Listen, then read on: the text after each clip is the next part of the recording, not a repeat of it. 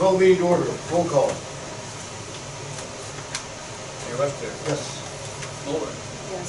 Stanky. Yes. Tom. Bolton. Yep. Reed. Yeah. Would anybody like to speak at public forum? Okay, consent agenda. Any additions, corrections? Nothing. Motion to approve. Second? Did you, was that a motion? Or was that a high day? I said I did, okay. I'll move. But that's okay. Yeah, damn you. I'll second it. Roll call. It's like an auction. And be careful. You. Okay, Muller. Yes. Tom. Yes. Bolton. Reed. Yes. Stanky. Yes. Okay, we're gonna talk about the monthly financial report. Yes, I guess just to note that Bob Beansville will be joining us by teleconference, and we have that set up for about 7:15. But he can join in now anytime if he would happen to get there a little early. Let's look at page 3 of the packet. The regular month-end report, but it's for the end of June, so this would be our fiscal year-end financial report. Several things that I would want to point out to you, and we'll talk quite a bit about our ending balances. So the right-hand column, just noting that the ending balance in the general fund is still very healthy at $428,000. We had a $100,000 transfer from general fund to sewer, and $25,000 from general fund to the garbage for this current, past fiscal year, and that those have been made, so that's already taken out. See the balance on road use tax at $104,000, but you'll actually see that our street construction fund is in the hole a little bit. So that's one area where we are still lacking is street funds. What it would take to fund that project for this year, so we talked about using some general fund money for it. Sales tax, see the balance at $65,000, and there's actually a little bit more in sales tax down in the money market funds also. Next one I highlighted was the TIF balance at $162,000. Just know that we had that $300,000 that we were repaying back to ourselves on. And we've made one payment from that. So years 2 and 3 would still be made, but the total revenues coming in over the next couple of years will cover that also. But so then do we have like 300,000 in TIF funds available? Is that? We do. And I'll show you where that's at in the financial report. I guess big picture is you think about the city, how we account for our money. It's largely just in 2 funds. Okay, and the top part of this report is the checking account. And that's where we write all of the checks out. And all disbursements come out of that checking account. And most of the remainder of these funds are in a money market, unless they're otherwise noted. But everything in that capital funds section, that's all in a money market. So we have 2 large bank accounts. We got a couple of other smaller ones, but we have 2 large bank accounts that everything's in. Just noting again some ending balances. You can see where we're at on hotel motel tax, about $73,000. And again, that's largely unencumbered, so those funds are not set aside for anything particular. Special assessment, those funds are set aside to pay the special assessment. Those are some prepayments largely on the Sunset Drive project. Debt service is largely in and out, but has a balance of $13,000. Trust and agency, those trust and agency funds are for the library. And so that's where the fundraising comes in for the library, whether they get donations, they get special memorials, that would go into that trust and agency. Okay, water does have a positive balance there of $22,000. The sewer, the line underneath that you see is in the hole, $36,000. A couple things on that we have made that $100,000 transfer from general to the sewer fund. That's still in the hole, but we have not received any SRF funds for the land purchase and the easements, and that's what $232,000. So accounting for that, we're about $200,000. We would have a balance of about $200,000. So we are starting to accumulate some funds, which would be needed then for future debt service.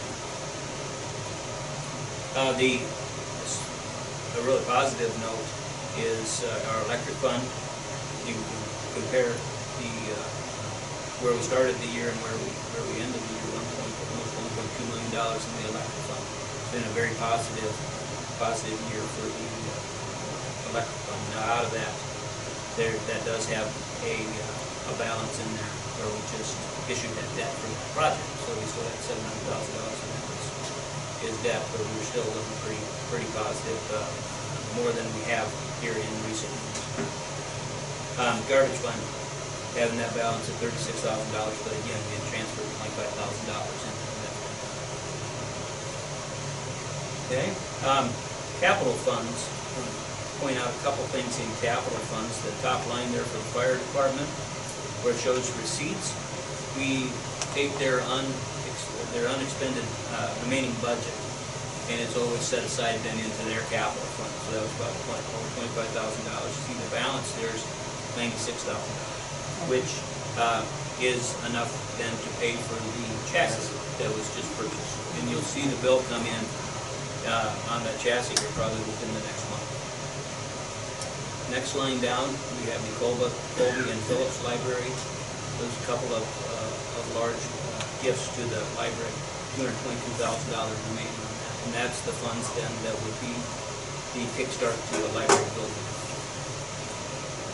See the green infrastructure line item, the next one down is $32,000 in the hole. That is all those rain garden projects and the Dixieland project, the new backhoe project. We had our share of those projects. It's in the hole now, but that would be turned around and reimbursed by SRF sponsored project monies when those monies become available. Electric transmission, I guess just know that over the years we have purchased a little bit of transmission, and there's some funds set aside if we would ever want to get into any more. Found out that it just doesn't pay. So those funds really they've been sitting there for several years with very little happening. So you can use that then if you have some kind of major. Yeah, that would be one of those that I'd feel comfortable. You could choose to reallocate that somewhere else. We have not done anything with transmission for years. The D. Schultz electric deposit, that is money that they paid for construction of a three-phase line. And we have an agreement then where we reimburse them half of their electric usage for so many years. And it comes out of that deposit. Property insurance, just know that we have $5,000 deductible on most of our properties. We chose to have that high deductible, but then we funded that deductible once a year, so we always have $5,000 set aside.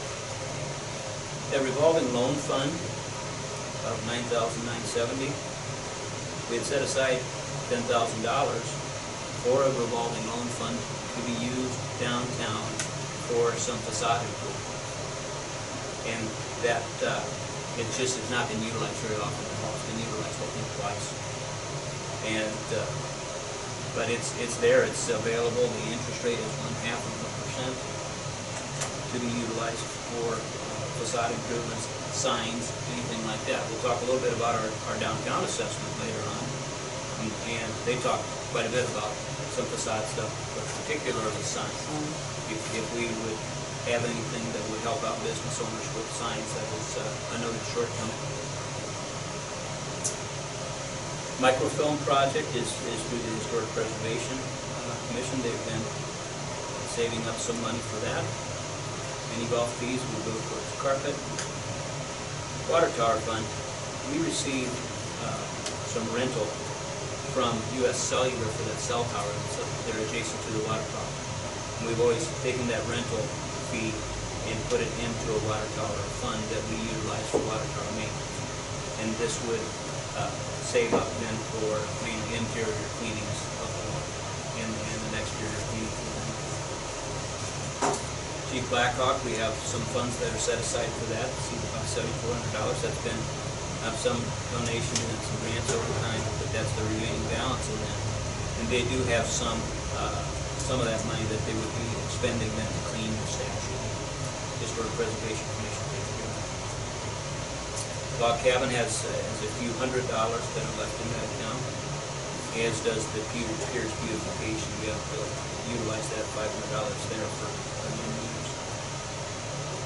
Your walkway, see it has receipts in it from time to time. Whenever we sell cobblestones at the North Pier, that's where the revenues go. We haven't utilized that fund for expenses for quite a while. That is available then for enhancements for walkways, extensions, anything like that. What is it, $25 from? Somebody has bought a $25 stone now.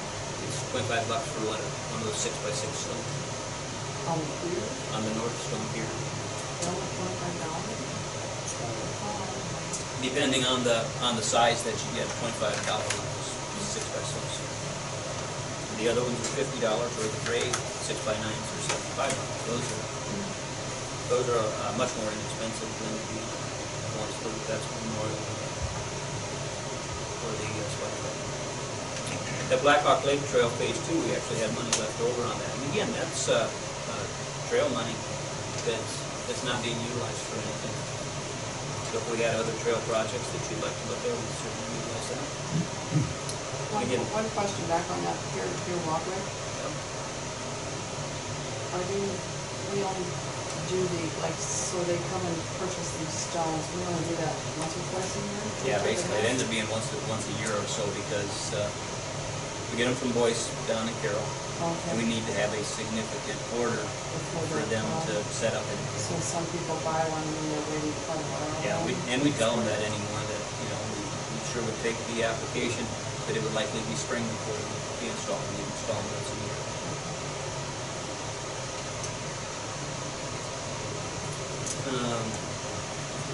Yeah, Pier 25 playground still has a little bit of money again that we can use for some enhancements down there.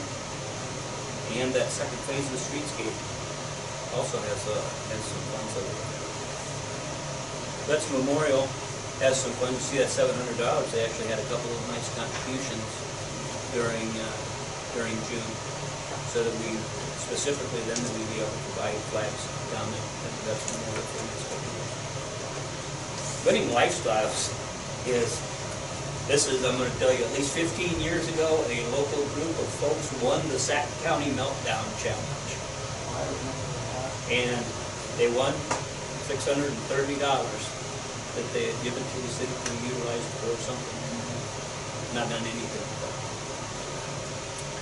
The Historic Preservation Commission does these DVD sales, and they have made some money on that, so they got a little balance there that they can use for a historic preservation project. Wastewater treatment plant project, you see that over the course of years we've saved $110,000 to go towards that project. Public Works building project, we transferred an additional $80,000 this year, so there's a balance of $120,000 that is available for that, the new building, and then also there's another, I think, $80,000 in this current budget. So the total project expense there is anticipated around $200,000, which is then budgeted. We've got some preliminary ideas together about what this building would be and what it might look like, and we got a cost estimate from a provider, $212 or something. So within the realm of what we were thinking, or we need to better define what the project would be. All right, He's Bob just must a be little there. jumpy.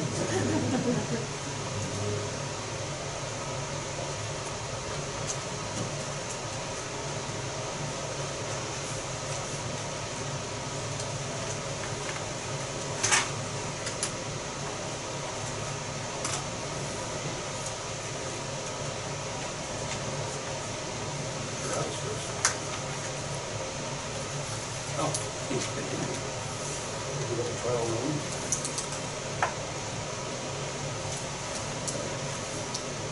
Can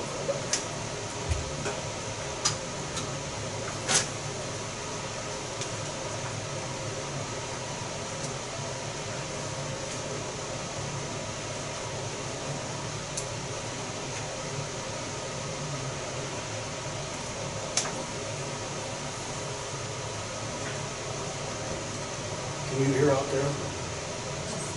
Sometimes the air conditioner. We can't hear Vicky, she doesn't have my friends. You can't hear me, really? There you go. There's Bob. Okay, can you see us yet, Bob?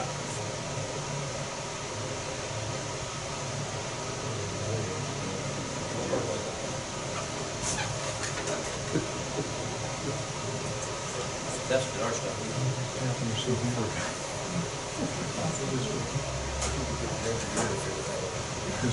Can you hear us, Bob? Nope.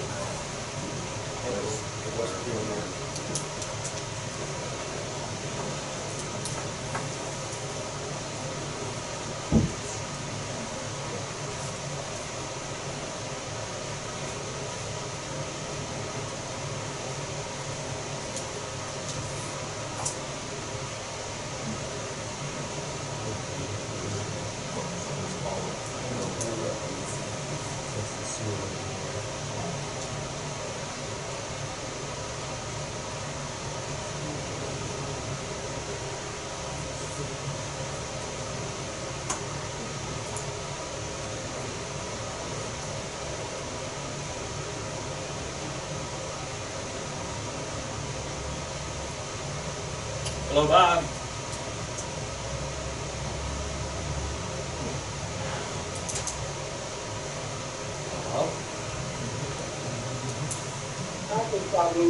Yeah, I can hear you now. Can you hear me?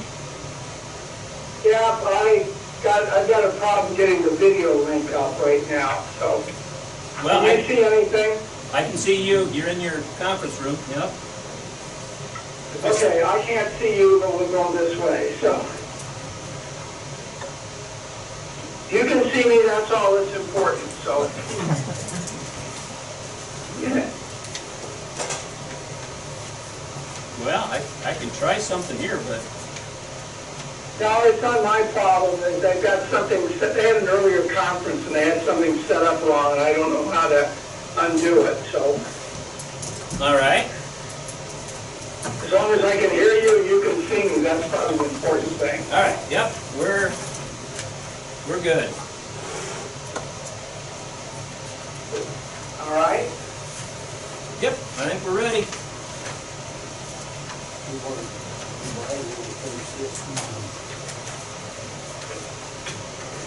All right. Your choice. You want to kind of go over what we got from Brendan Hicks then? You bet, go ahead. Okay, well, as we kind of talked about at the pre-con last Tuesday, Grundman Hicks was going to put together an updated estimate for the Highway 175 alignment. They came up with $357,000 in savings. Now, that is their savings. We still have to offset that against additional easement costs. We have to offset some additional design costs. And so my guess is that earlier we were talking about a savings of about $300,000. When all is said and done, that's kind of where we are. If we do go to $300,000, we do have the uncertainty as to when we would, when we would be able to build it, because we still have to go back through the environmental review process in order to have a clearance. So more than likely it would be optimistically over the winter. It may be next, summer before we get around to it. So that's kind of the big decision. Then they had outlined the other changes, that 1 through 4, which we previously talked about. The building, about $62,000. They're costing that up right now, so that may be a change just a little bit. But I think the council generally was agreeable with that. The PVC, we've been told that, we haven't seen the letter, but we've been told that's approved, so that savings would be there if we wanted. We previously talked about saving we're getting rid of the pollution insurance, which really isn't necessary because we're building on a new site. The little item of reducing the rock, so we're talking, those items are a little over, so we're talking, just under $110,000 for those items. And then they have the seating and the fencing. I'm a little concerned. I mean, we can continue to explore the seating, but the new regulations on pollution on a general permit number 2, they have to stabilize the site every time they don't use a part of the site for 7 days. So if you have somebody that's going to be seating for them, they might be in there a half a dozen times. I guess, to me, for the savings, I'm not sure I'd want to transfer the risk of the general permit seating and meeting the DNR requirements from the contractor back to the city. Because right now, they're 100% responsible, and so if they do something wrong, and let's say even if the city were to get in trouble, get a fine, they would have to pay it. Whereas if we're taking over some of that responsibility, the city's probably at risk. They could try to pass that along to whoever's doing the seating, but now you got 3 parties involved in it versus 1. And then the last one is the fencing, and I think the way we left that's clear at the end of the project. We can explore that and see if that's something we want to look at later on. So I think kind of the, 3 decisions would be, the first one is, do you want to pursue the bigger savings of $300,000?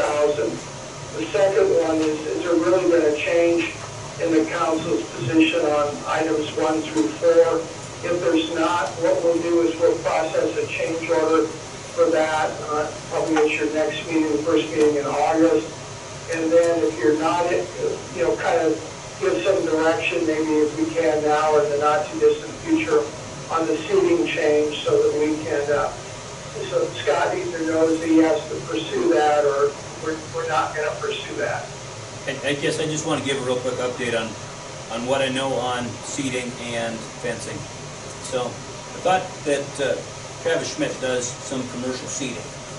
And I talked with Travis about this, and he'd be a good one to do this, but he has passed. He's not interested in this, and some of it's because of what Bob was talking about. There is about 4 or 5 pages worth of engineering spec on how you do the seating. And, he was just not interested and would choose to pass. Now, he was the only guy that I talked with, but he wasn't interested.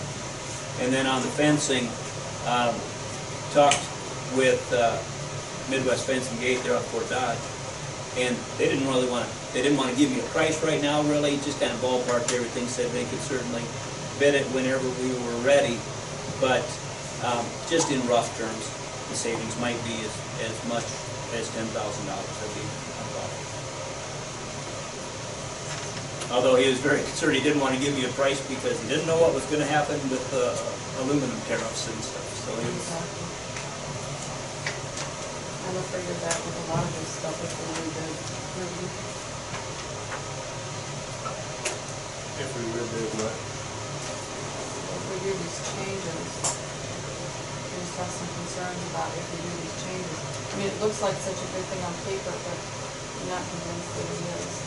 Especially when I talked with Bob a little bit after that meeting the other morning about the location of the lift station.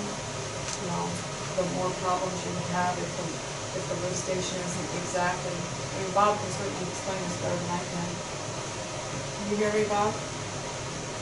If I can. I think, the issue, I think what we talked about is there's 2 advantages to having the lift station at the lagoon site. The first one is that it's the main lift station, and it's a lot easier for the staff when they go out and check things to make sure that the lift station is working. And the second thing is if something really bad happens at the lift station, and it's at the lagoon, you can always go get a portable pump and pump it in the lagoon, get a couple of hoses and pump it right into the lagoon. Whereas it's down on Highway 175, you can't really run a hose up to the lagoon. So if something really bad happened, it's much less flexible if it's down on Highway 175, in the event of some failure. Now, you hope you never do, but it's always nice to say, okay, I've got a really good backup plan. So, I guess, is that lift station, you got two lines interconnecting at that lift station. I mean, isn't it designed to handle that type of inflow from two lines and push it through? I mean, that's worst case scenario is what you're talking about. Bob? Yeah, that was cutting out. Can somebody kind of repeat that a little bit? On that, your concern with the lift station down on 175, it's got two lines. It's got that new line coming in from Quincy, and then with the new plan, it has that other line coming in. Doesn't it have safeguards in it if something does happen? So it. Well, you get. Yeah, I mean, it has safeguards. I mean, you've got, backup times, you've got standby generator. Just like so, we do. It's designed to be as reliable as you can. I'm just saying, for example, if let's say you took a direct lightning hit or something, you can put it offline for a while so because it doesn't have a complete redundant set of controls and everything like that. So I'm just saying that, I don't think there's a high likelihood. We were just talking about that, if it is sitting next to the lagoon, you got all the flow there, so you've got some options you wouldn't have down on the highway. Well, I think the chances of using them are not great, but I'm just saying it's there, and the same way, again, it's not that much of an inconvenience to have to deal with two different locations. It's just that it's all there. It's just somewhat simpler. Well, I don't know that those are major factors. Right, and just like any other lift station, we have. How many lift stations do we have? 13. 13 lift stations. I mean, it could happen to any one of those lift stations too.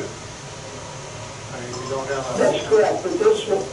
Yeah, there you're dealing with, a smaller volume of flow. Here you're dealing with the entire city. Sure. Which you don't have now because everything goes, main sewer goes into the plant by gravity. Bob, explain to me on change orders. What is that? Is that materials plus labor? Is that how it's determined? Come up with a cost, or how is that determined? Well, typically, there's multiple ways to do change orders, but normally what you want to do is you look at labor and materials and equipment, and then, you give them some kind of overhead and profit. So let's take, for example, a couple of them are pretty simple. Let's take the change in the DR pipe to the PVC. It's not exactly what we're talking about, but there its materials change. The labor to put it in is the same, so that means that they're just really passing along what the price difference is between the materials. In the case of the trunk sewer, they're figuring out what would it cost if I did it this way versus what it would cost if I did, if it was the other way. So it's labor and equipment, the backhoes, the loaders, the amount of rock they would have, the sewer, other costs they would have.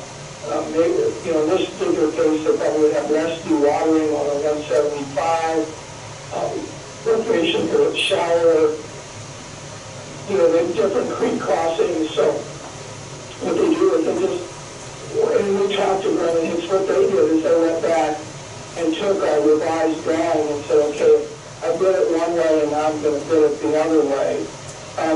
The one biggest difference they passed along is that, and this accounts for 30 of the $50,000 difference, is that in the original one, when we kind of talked about what if we switched over the the outflow, the trunk sewer, to only a force main, they were going to only offer $7,000 credit, a reduction for the lift station to be located at the treatment plant.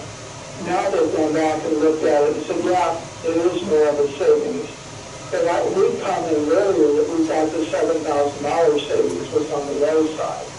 So what they've done is they've gone back and calculated, it's like labor, materials, equipment, overhead and profit, and then they, the bond cost and all that stuff. So it's essentially a time and materials converted to a lump sum as opposed to an open-ended time and materials. But I think you don't really want to go a time and materials on something this big because if things go slow, let's say if the weather's bad or they run into problems, it takes them longer, you don't want to be at risk for that. Because that can mount up to quite a bit of money. So you're giving them an opportunity in order to probably make a little more money than they would on a time and materials. And in return for that, you're saying, we're not going to foreclose, we're going to foreclose our risk. So we're going to pass that risk along to you. So, it's up to you to build it for this price. The same way that they do in the basic bid. So if we have this kind of a change, then what happens if they have to do some dewatering? Are we subject to being charged for that? Is that open, or is that just? The dewatering is part of the original contract along the alignment of the sewer. That's their risk. If they have to do it, they would include that cost. And the same way with the Alderman alignment for the $357,000 savings. That by agreeing to a lump sum savings, they bear those costs of dewatering. Now, if you wanted to take and say, okay, well, you don't have to bear the risk, we'll bear the risk. So let's say, for example, give us your bare cost, and if you run into dewatering, we'll pay for that extra. You could probably get that $357,000 to be a somewhat bigger number, but then if they run into the need for dewatering, then they're going to charge you extra. So here there's, on both the original alignment as well as the 175 alignment, those costs are all rolled into a lump sum amount. So, you shouldn't have an extra for anything. Now, there could be something, we're going to run into somebody who has a fiber optics line that nobody knows about, or if we find, let's say there's an old buried building somewhere, those kind of things could come cropping on either alignment. But more than likely, that's not going to be the case. The original alignment probably has somewhat less risk, but because you're not building by the businesses there on the north side of 175, but I think the risk is pretty small either way. So Bob, I know I've asked this before, just humor me. So the original bid is locked in no matter what happens? That's correct. So this $357,000 change, is that locked in no matter what happens? Is that for sure? That's correct. Yeah, the only thing that's not locked in is that the $357,000 is locked in. But what you don't have is if you've got to pay additional for easements, there's some additional engineering because that's not designed. So there'll be some cost for that, which I'm going to guess will take it down closer to the $300,000. Those will not go to Brendan Hicks. $357 is locked in for Brendan Hicks. The only one on this page that's not locked in is that they could, you might see a minor change in the building based on the final, because they're still pricing that. What they told us is that it looks like it's still the same $62,000 they gave us back over a month ago, but they haven't gone through and priced all of that because we just gave them some of all the design stuff last week, and they were pushing real hard to get the Highway 175 number and kind of put the building aside to figuring, they can work on that. We'll get that number. That might be 61 or 63. I think that's what they're talking about. $1,000 here or there. And Now, we'll lock that in at some point, we just can't lock it in tonight. so the 357,000 though, and if we don't get the Fonzie back until, let's say, worst case scenario, we didn't get it back till spring, is that gonna change this whole bid? If we get out too far, I think you'll run, you know, if we do it this year, I think they indicated they would, you know, they would be comfortable with it. If we get into the spring or summer, depending on what labor costs do, that they might come back. I think the biggest risk if we get into the spring or summer is they're gonna tell us we can't get done on time, and they're gonna want an extension of the contract period. So we wouldn't finish late next year, it probably will go into 2020. And talking with Mike, he didn't see an issue with waiting. And also, I had a chance to visit with him, you know, about, you know, the maintenance of the depth of the original. He said, what if you get, you know, the earth settles or something and you get a cracked pipe and you have to dig down 30, 40 feet, whatever it is, it's going to cost you about $50,000 to repair a cracked pipe at that depth. You know, and to me that's a risk also. So, you know, I guess I look at it as, you know, the realignment, the money that we're going to save, the $300,000. That's a lot of money, and I guess that's why I'm in favor of the realignment. You know, the risks that we're talking about, you know, with the lift station and stuff, like Bob said, are pretty low. You know, it's the same risk of if we had a maintenance problem on the line that buried 40 feet deep, if there was a first shift or something like that, we'd have to find that at a depth of 40 feet and repair that. And you're looking at a cost of around $50,000 to do that.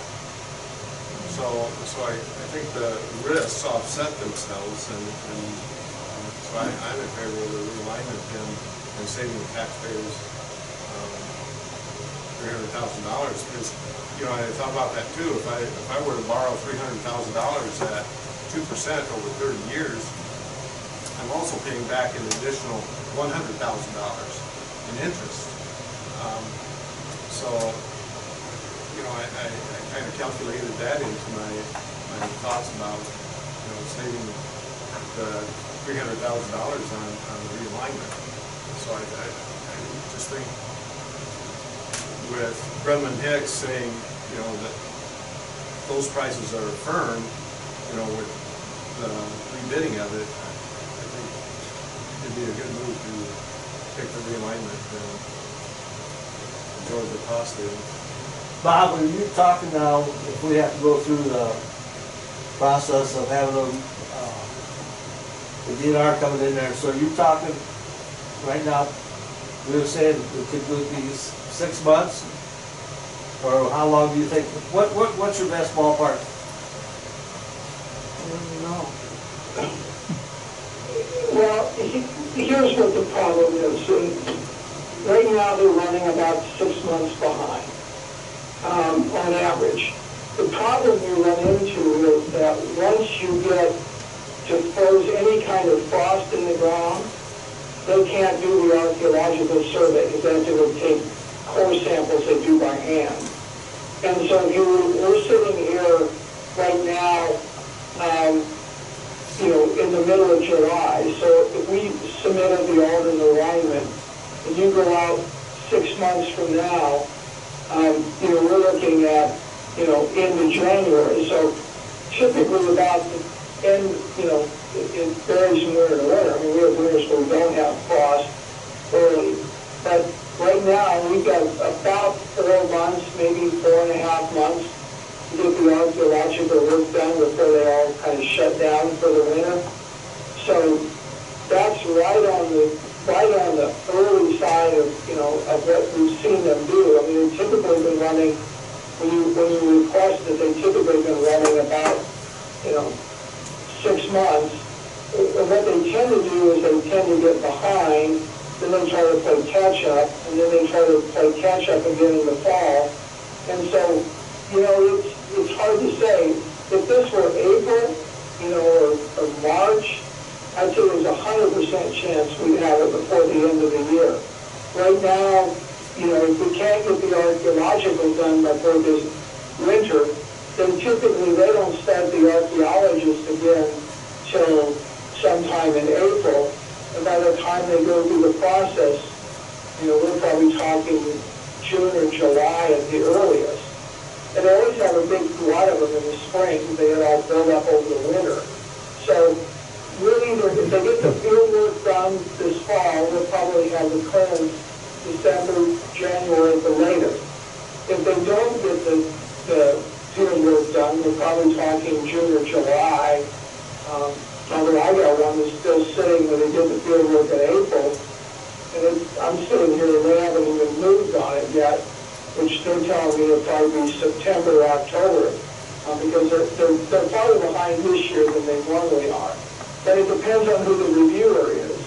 And we're in the middle. There's 3 reviewers. We've got the middle one as far as speed. There's one slower, one a little quicker. We're fortunate we don't have the really slow one, or I tell you, the chance of getting it done this year is 0. So, we've got to, I would say 50-50, if you had to pin me down, that we'll get the field work done before winter. And if the field work done before winter means that we'll probably get the sign off, maybe December, January, which if the winter's not terrible, they can lay the pipe in the winter. It's not that deep or in the cross-country area, so it's not terribly bad, winter work. We can short-circuit that a little bit, but, they can order the lift station stuff, but a lot of that's the same with pumps, they have to change a little bit, but, that stuff can all show up before they actually can start pipe. So it's hard to know. I mean, it'll either be like December, January, or it'll probably be June or July. There's not much middle ground.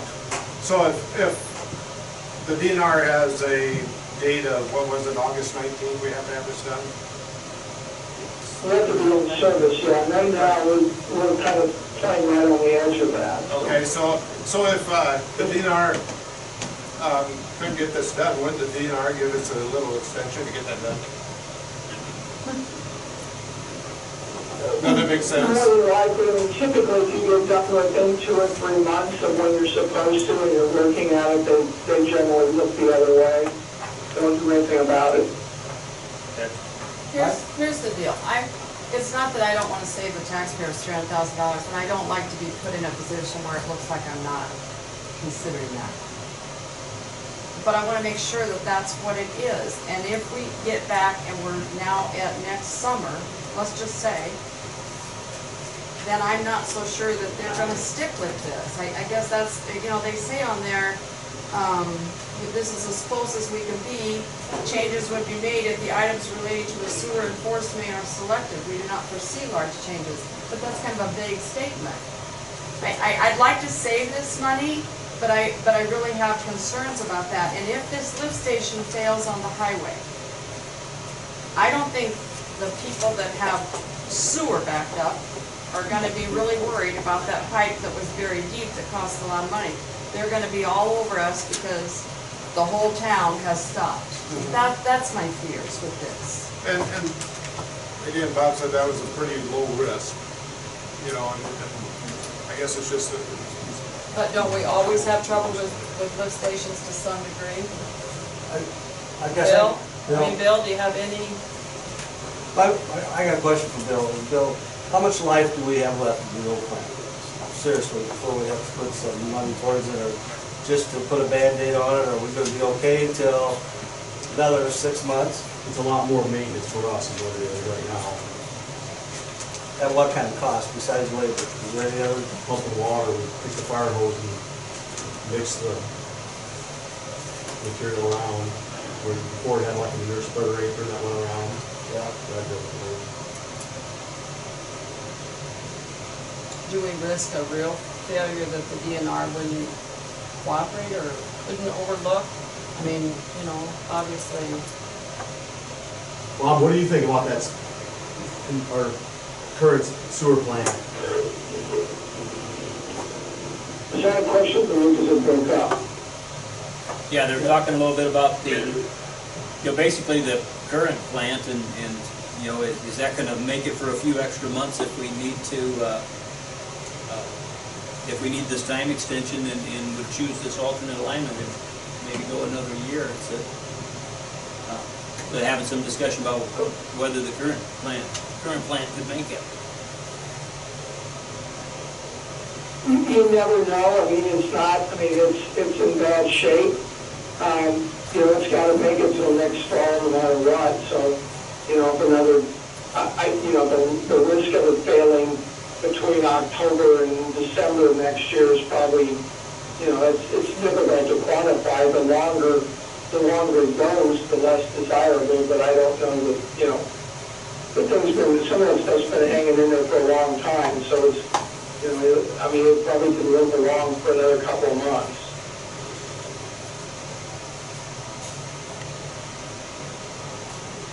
So either way we're looking at, there's a lot of gray areas in some of this.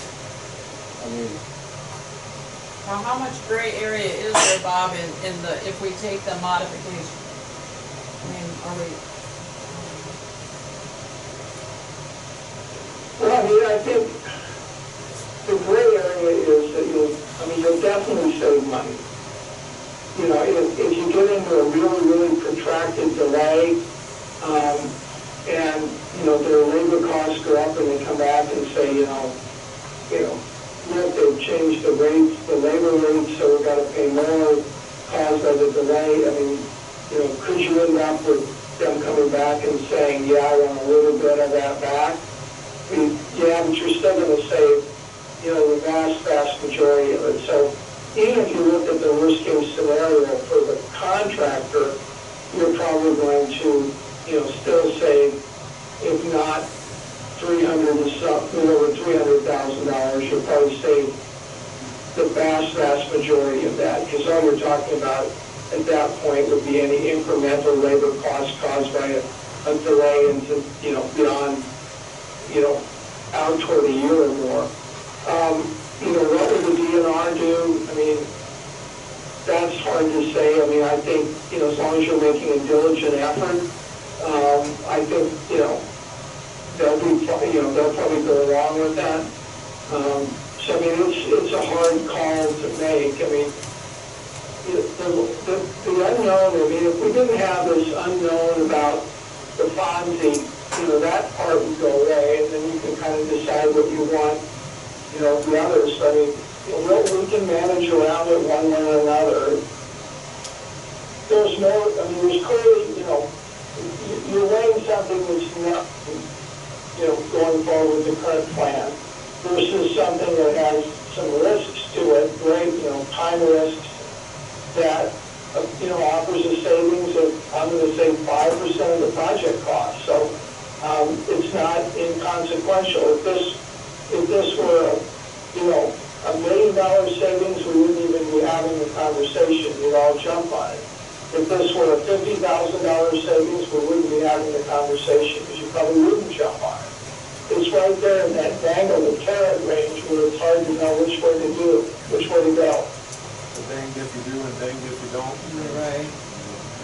so, Yeah, I mean, at some point, I mean, the unfortunate thing is, there's really, given the unknowns of the DNR, there's really no way at this point to better define the risks. I mean, we've defined that we've got a price for Raymond Hicks.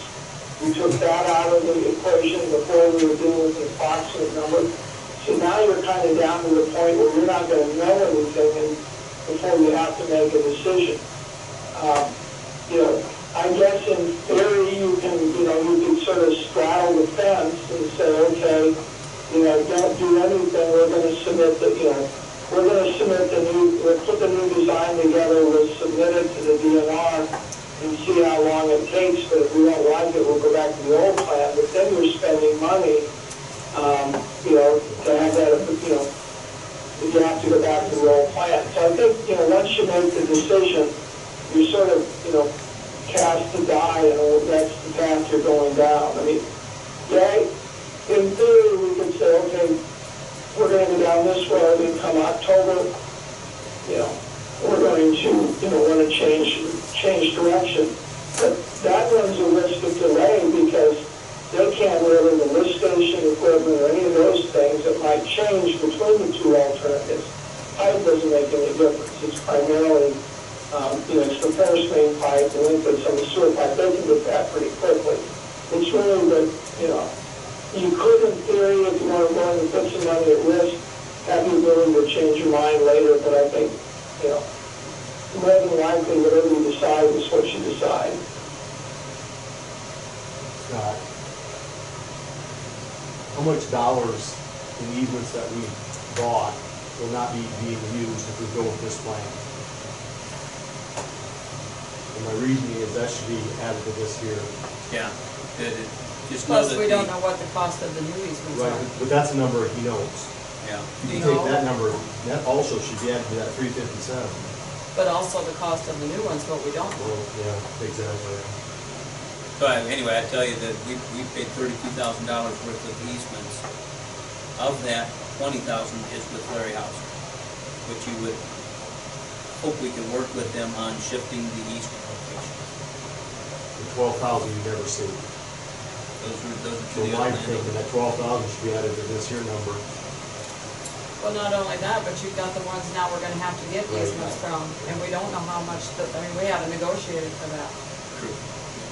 There's just so many, that 300,000 looks so good, but then it's like, well, then if you have a problem with the lift station, and I understand that might be rare, but if it happens, they're not gonna care if it's rare. They're gonna be ticked off, because we got one place, and everybody's sewer's coming into one place. Well, we don't have that out there. I just have concerns about it. And then the fact that now we haven't negotiated these easements yet, and we're gonna waste some of the negotiation we're gonna lose some of that that wasn't with Hauser. So it just seems like a lot of what ifs, and that now it's like the cost of the lift station might change if this project takes too long to get approved. Did I get that right? Bob, did I get that There's right? some risk it could change some if we get into the middle of next year before we get approval. What if Fonzie, like that ground they have to go across now, don't pass, and we have to go back to the gravity? Is that what happens? Yeah, I'm sure that you'd have to find a different plan for that. Well, that's another- Yes, yeah, you know, Do you have any environmental concerns there, Bob, any red flags there about being able to get a Fonzie? No, you can get a Fonzie, they can't say no, and there's nothing here that's really high risk. In theory, you can find some very historical site you have to remediate, but I can't imagine there's gonna be too much out there. My experience has been, unless you get into known historically significant areas, the risk is pretty low. I do a lot of work inside the city of Des Moines where, it's like I've got to go through a third Des Moines site, or I'm going through, right up residential streets, brick streets that are 100 years old, and now I got to preserve them, or I got, tearing out streetcar tracks, or I've got buildings that are, houses that are, old. Historical preservation, it's not, if it's a building or something like that, it's not 50 years old, you don't have to worry about it. 50 years old or more, you have to worry about it, but we're going through open areas, so I have really risk that they're gonna come back and say, you've got a problem. About the worst thing you could find is Indian arrowheads. That's about the worst thing you can come up with. So the biggest risk is the timing, or how long it will take with the farm to be approved. Yeah, it's not an if you get a Fonzie, it's how long is it going to take to get a Fonzie. I've eventually got a Fonzie on every project I've ever worked on. It's just that, sometimes when I get, smallest, the only one I've ever had in an open area like this, where I ran into some delay, was years ago in the city of Pella. We were putting a sewer on the east side of the city, and there was a brick house that was built by one of the original people that came over to the theater, Henry Schulte, in 1847. He built a brick house. In the 1880s, he got mad for some reason at his wife and dynamited his house. And so they declared this, so he was blew with bricks all over everywhere. And so they declared that house to be a historically significant house that had been dynamited in the 1880s. So we had to go through and have somebody go through and pour through all the soil to make sure there weren't any brick chips out in there. And then he dynamited his house. But that's the only time in open area I've ever had an issue. So the And I'm sure issue, there's, so the issue, Bob, is gonna be, if the Bonzi goes on too long, it could impact the labor cost, it could impact the cost of some of the materials. I mean, because quite frankly, right away. huh? The materials aren't at risk. They'll put the order in for the materials right away, so, the only thing we would end up doing is that if they, for example, we want them to lock in the materials cost, so we want them to order the stock and get it, and so we may end up with some parts of the lift station that show up early, on site, and so there, under the contract, there's a provision called materials stored, where we would pay for things that show up early. We'll do that at the lagoon site the same way. In other words, there might be blowers that show up early, and then we pay for the materials, and then so they're not holding the bag for the materials that they purchase, because we don't want them to sit and wait for the last minute. So we already have a provision in the contract so they can lock in the materials costs and we essentially be made whole. We get reimbursed for the materials stored under the SRF, so we're not out anything at the city. So that's pretty much taken care of. And at the pre-con, they even mentioned that they could, lock in those material costs. So then, if we get delayed on the project, are they, is Grunman Hicks then, will they be ready? I mean, it kind of puts them in a bad spot. I mean, they're sitting here, the other night, he said he had 2 crews, he was ready to go. And so now we say to them, well, as soon as we get this Fonzie, then we want you to do this. Is that gonna be a problem for them? No, according to Mike, it's not. What? Okay. So one of the, I mean, what we're discussing here is Plan A, everything's, there's no gray area. In Plan B, there is more gray area, more timing issues.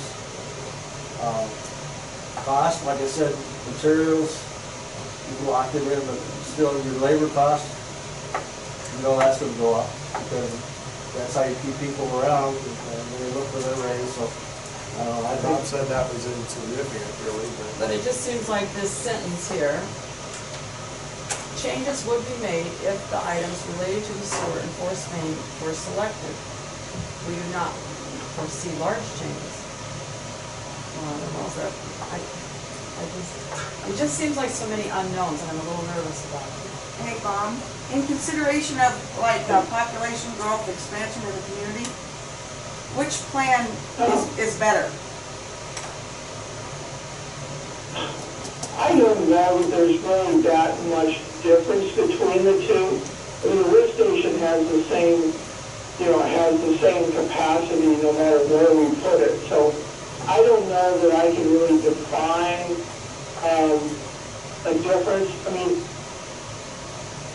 you probably, the longer the force main, the force main becomes somewhat of a limiting factor, but you can always pump a little harder. We're not pumping that hard. So I would not view growth of the community as a factor that I would say would really weigh very much on which way you go. And that's one I think is pretty neutral. then the pipe sizing, does that make a difference, from Plan A to Plan B? What's the diameter of that? Is that different diameter, or is it the same diameter for both? the sewer probably would be the same leading from the west end to the lift station.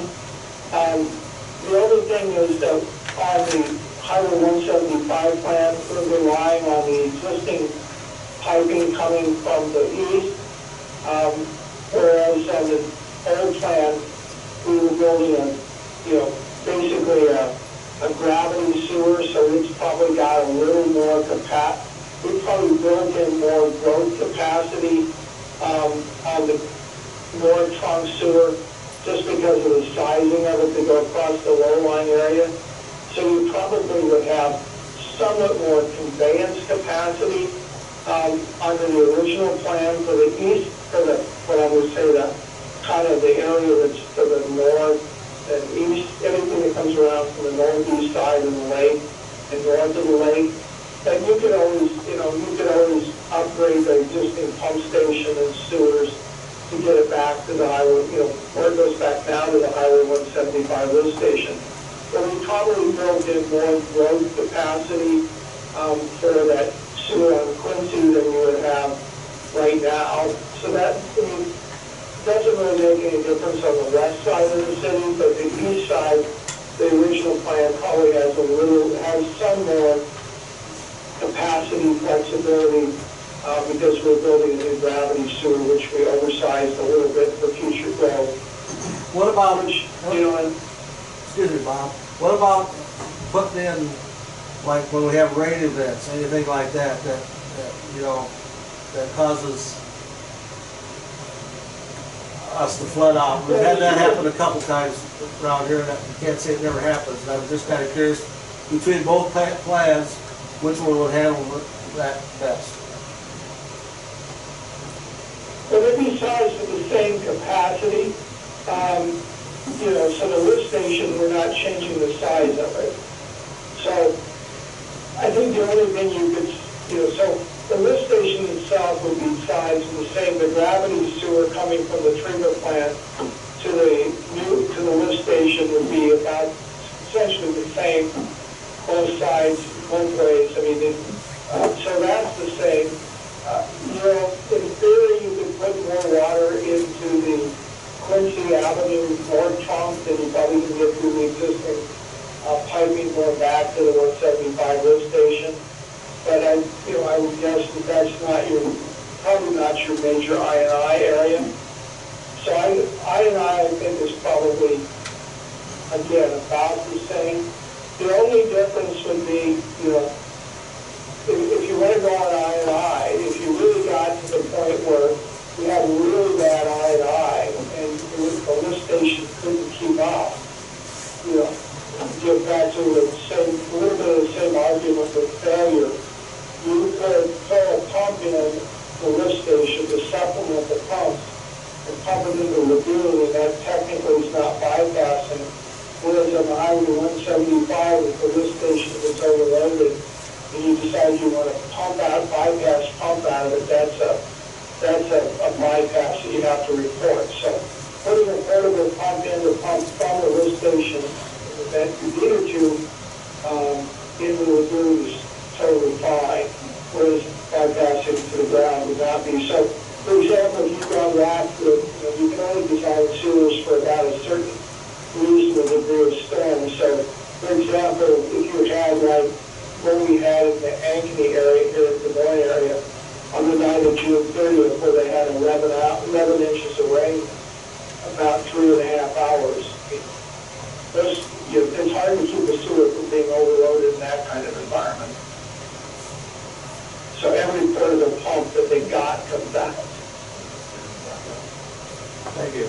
But, I mean, that's, so in theory, the pump station is the same. The location by the lift station gives you one option that you wouldn't have down by the highway, but I don't know, But we that's anticipate, all and end all. If you have a rain that big, the DNR's probably gonna look the other way anyway. but we have quite a bit of growth expected maybe out on the east side of the lake.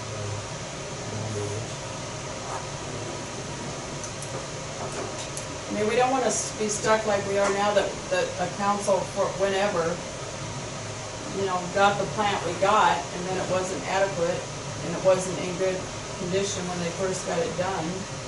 So it wasn't all working right, and so now we're all paying for that a little bit. I think, to be honest, Vicki, I think, you could pick apart the new alignment, until we turn blue in the face, as far as potential negatives and stuff, which is what we're really doing.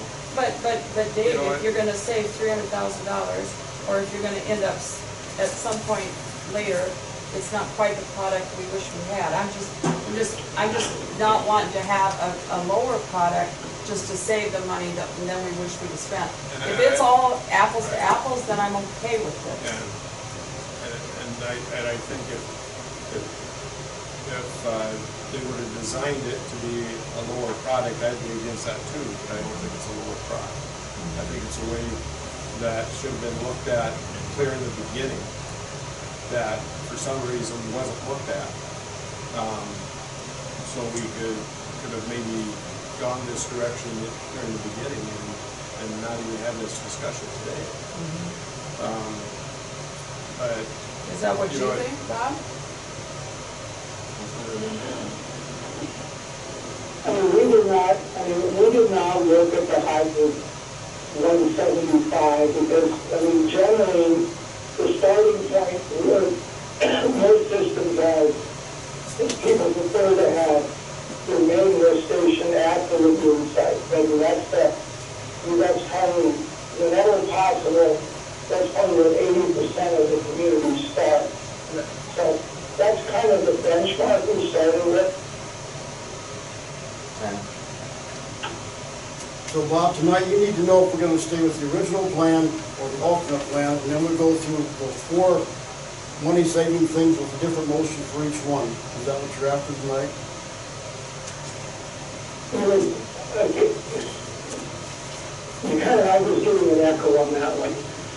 You need to know which plan we want, the original one or you want the force main one. You need to know that tonight, plus the 4 options of money saving, correct?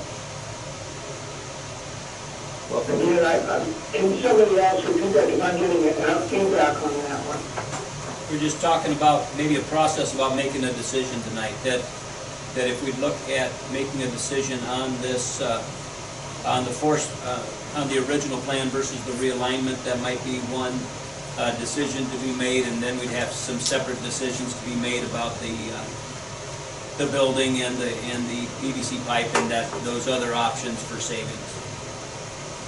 Yeah, I think there's actually 4 decisions probably, because I think you got the alignment issue, the building issue kind of stands alone, and if you want to delay that till we get a firm number on that one, that's a masonry building versus a frame building.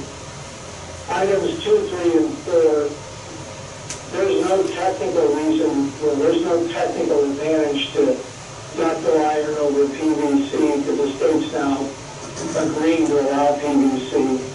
So I would say you could probably lump 2, 3, and 4 all together. We talked about those earlier.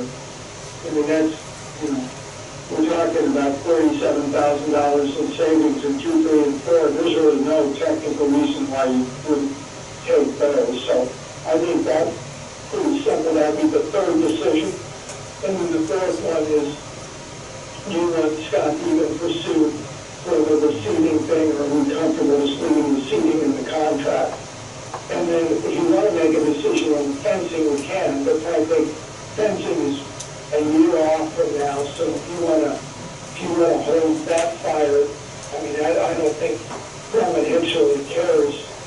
As long as you want to, you can probably keep that for quite a long time before you have to make a decision, because that's just a standalone thing. It doesn't really interact with anything else. So I think, we probably need direction of, now or soon on the 4 things, the Highway 75 of the original plan.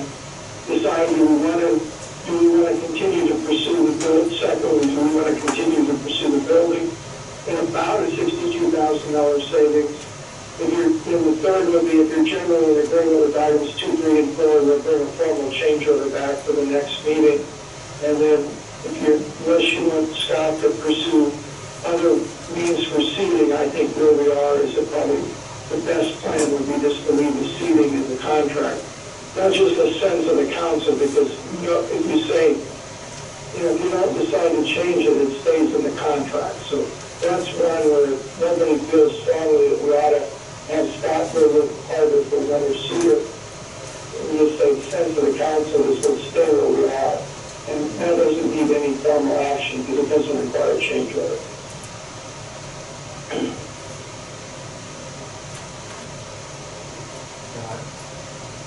Did you ask them the life expectancy on that block building versus the wood building?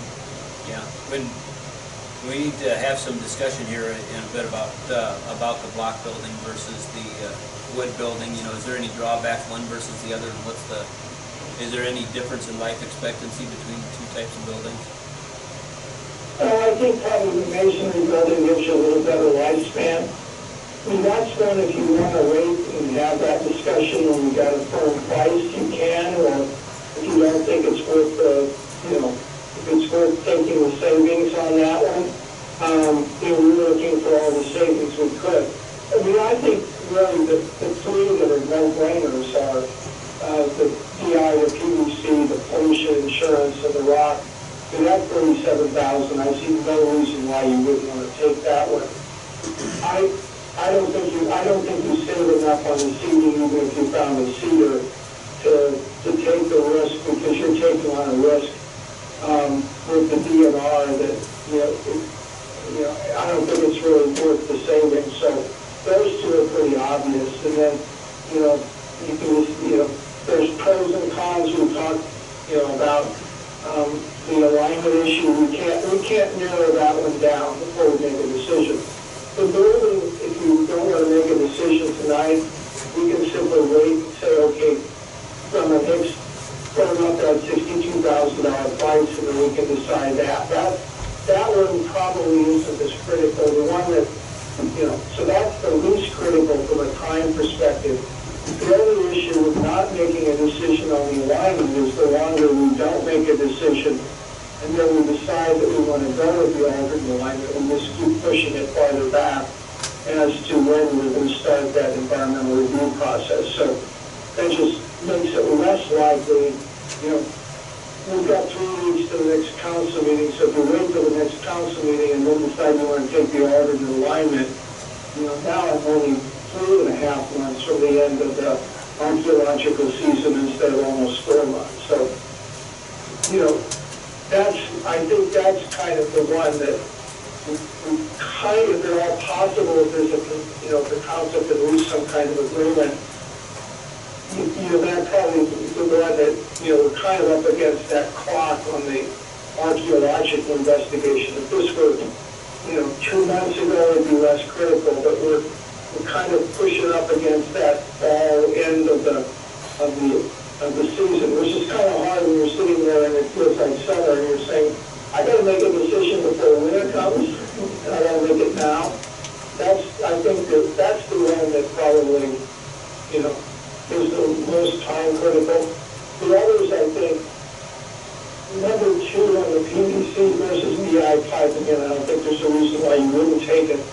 But they're going to do that pipe order because, particularly if we go with the alternate alignment, they're going to want to start putting pipe in as soon as they can, because that's, you know, they were going to go build sewers and then put pipe in for the lagoon, but by the time, if we pursue the alternate alignment, then the only place they go after they get some of the dirt work done is to go for pipe in the lagoon. So that becomes somewhat more critical, and they want to get that ordered. And that 20-inch pipe is reasonably available, but it's, you know, it's particularly the DI pipe, because of the lining, it's got a longer lead time than the PVC pipe. So that's kind of, you know, if you decide you're going to stay the course with the alignment, then the piping becomes somewhat less critical because they're not going to start on the pipe right away. But again, I don't think there's, to me, that's a pretty easy $31,000 to grab. What about this plastic pipe?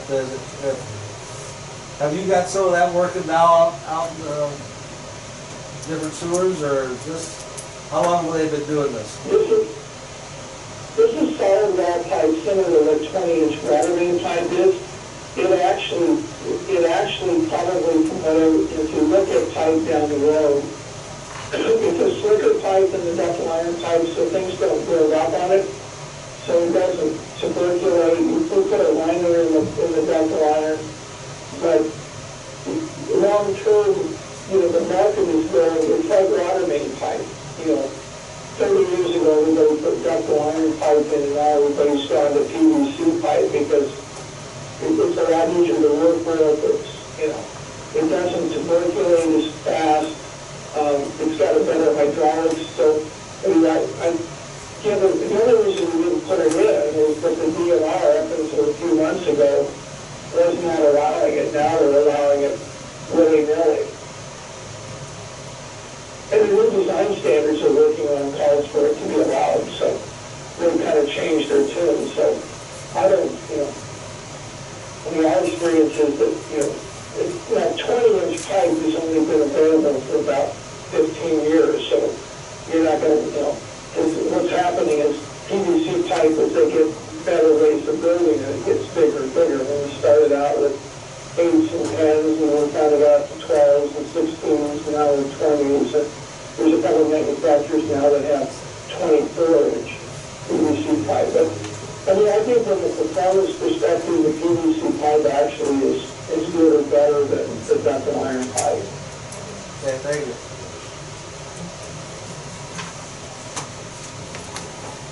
Josh, can Bob give us a dollar amount of what the unknown cost might be?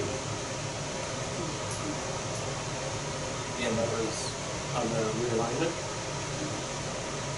Right, if we go with that. I guess Bill was looking at, is there any way to know what the unknown cost might be if we ended up having any additional costs in the future If we went to the alternative. under the alternate? No,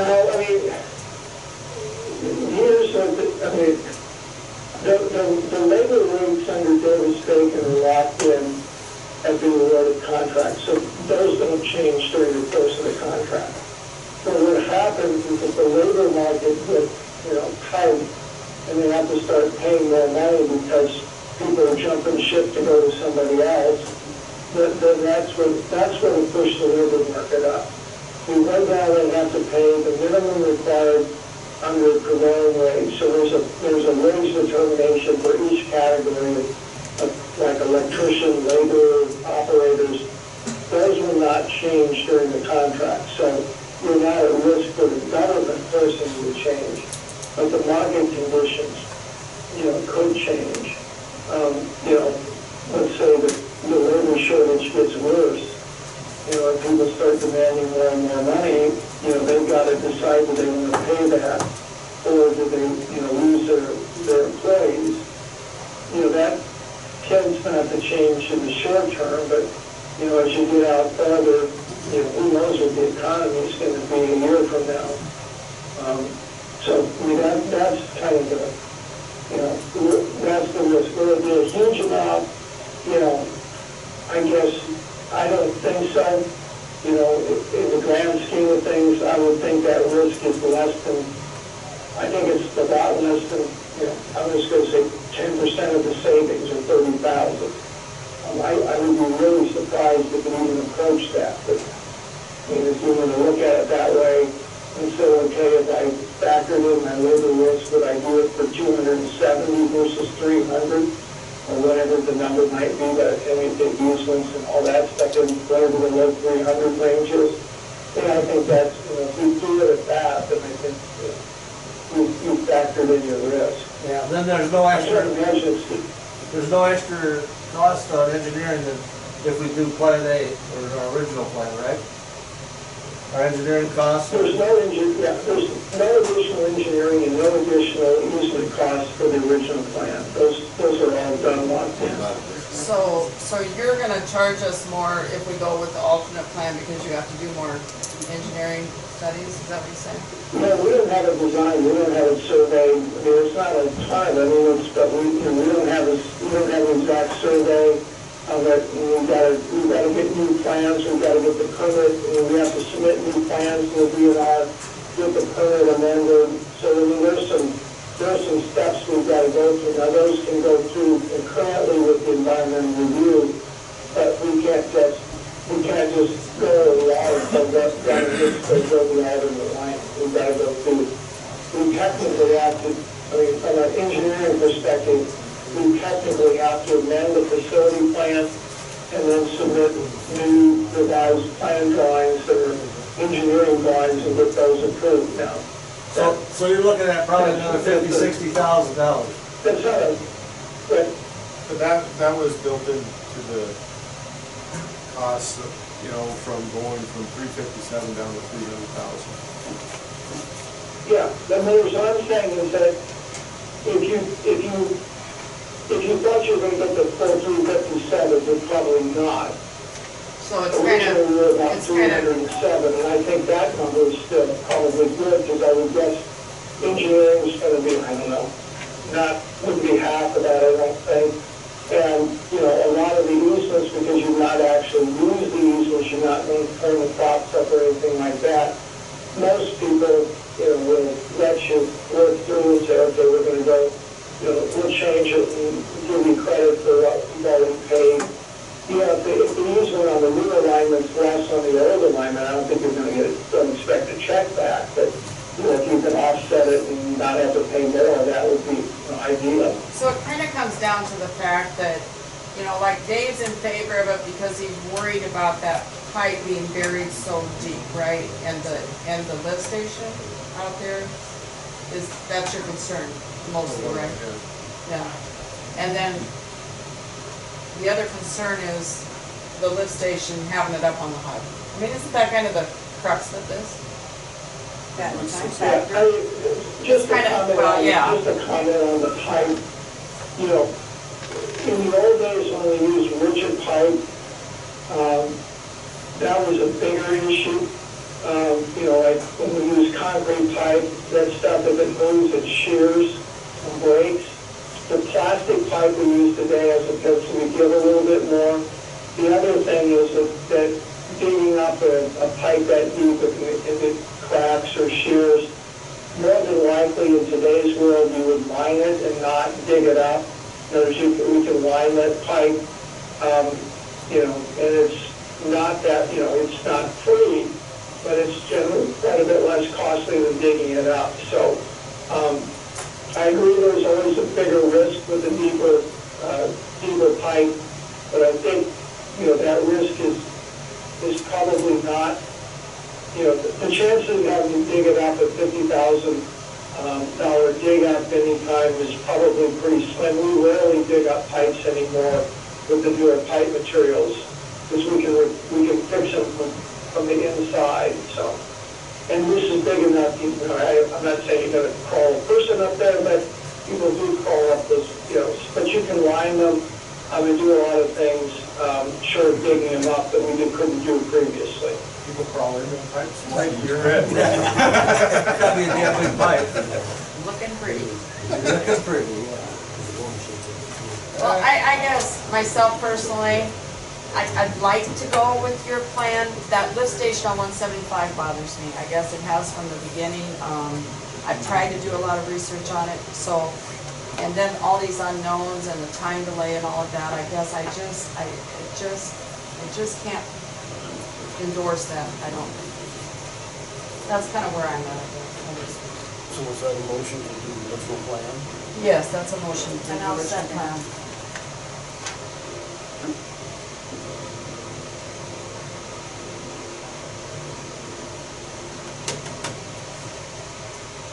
Roll call. So the motion is for the original alignment then. Tom, Yes. Laura, Yes. Grace? Well, I'd like to say mine as much as anybody, but it's just too many ifs. So I'll say yes. Boltman? Thank you. Yes. Bob, we're gonna use the original plan. And Whitey's volunteered to go up the pipe. So let's really not, we'll go forward with that, but do you wanna, does the council wanna kind of give a sense of where you are and what you wanna do on the other questions, so we can? Yeah, Do you wanna, do you wanna check on the building, or would you just assume wait till we get some more numbers and, we can have a firm number, not a almost number? And we can also get you a rendering of what the two would look like. That may be the better course. They're not pushing to the building right now, so if you feel like you'd like to have some more information on the building, we can cue that up for the first meeting in August. I thought they said that building material wasn't that big a factor because there wasn't that much moisture on that building. yeah, I guess, Let's get We some, sure that we probably will do a building research for August, so we should be get some fine with numbers. that. Yep. We're gonna get some numbers, Bob. I would make a motion that we do 2 through 4 and also the seating, is that? well, I would not suggest. Include that, Not include the the seating, which the original. 2, 3, and 4. The seating? Yeah, don't do. We don't want to do the Yeah, seating? basically, Stays in. the changes would just be 2, 3, and 4. 2, 3, and 4, seating. Okay. I'll second that. Yep. That's the motion of the second. Yeah, David. Roll call. Okay, Don. Walter. Yes. Reese. Yes. Muller. Yes. Thank you. Yes. Bob, is that enough? So if you'd have Brendan Hicks work up, the more refined cost estimate, I guess, on the building change. I want to have a real quick discussion on that though, because I know Bill raised that as a concern today about having wood frame construction out there around this area that's at least damp all the time. Does that pose any concern for you? Well, personally, I would prefer to stay with the masonry building, because I think it's just a more durable building. But that's, we're trying to identify cost-saving measures that people can look at. And some people, don't feel strongly about the building material. We still have siding plank and stuff like that, so it's not like frame siding, so it's same thing with that, for example, I've got in my house, which is the cement board. So there isn't areas where the moisture is like, wood siding. But, the building would be wood frame, so you've got concerns about, getting it into the studs and so on. So, I just, we can work that out and we can decide. I mean, if we're just me personally, I'd probably stick with the building, but, that's, again, I think that's when you can, unlike the other one, you can say, here's A and here's B. The masonry building probably has perceived and probably does have somewhat of a longer lifespan. I mean, without not maintenance risk. There's not a lot of process water in here, so it's not like I'm creating a humid environment like inside the water plant, but it's still, masonry buildings are perceived to have a longer lifespan. And, we'd had a lot of discussions at the beginning of the project about sound containment. Is either building better than the other one as far as controlling sound from the blowers? Both of them are going to be pretty insulated, so I don't know that the building shell itself is going to make much difference on the sound attenuation. Okay. All right. So I have a question about the seating, because I thought he was recommending that we were taking a big risk if we outsource the seating or do it ourselves. That's why it's. That's So, That's why it's less. Stays in the original. Oh, So it's in the oh, original. okay, I see what you're saying, all right. I think we're all on the same page, we're not outsourcing the seating. Right, we are. We're not going to have our own contractor, we're going to leave it in the Brennan Hicks contract, Right. which puts all the risk on Brennan Yep, Hicks. I'm with you, I got it. Well, if you still have them get a refined price on the building, then we'll consider that next time. Yeah, we'll queue that up for whatever it is, up to the 6th of August. Yes, yep. Terrific. I think we're done, Bob, for tonight.